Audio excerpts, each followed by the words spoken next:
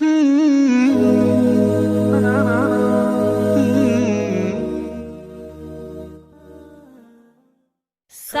ابن سعد رضی اللہ تعالی عنہ نے فرمایا کہ رسول اللہ صلی اللہ علیہ وسلم نے ارشاد فرمایا، میں اور وہ شخص جو یتیموں کی دیکھ بھال کرتا ہے اور اسے رزق فراہم کرتا ہے جنت میں اس طرح ہوں گے جس طرح شہادت اور درمیانی انگلیاں ایک ساتھ ہوتی ہیں۔ صحیح بخاری والیوم نمبر 8 حدیث نمبر 34۔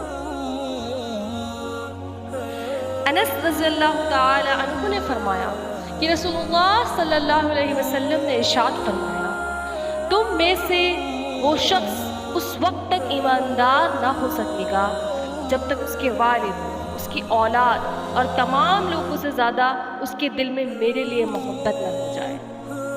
صحیح بخاری والیوم نمبر 1 حدیث نمبر 15۔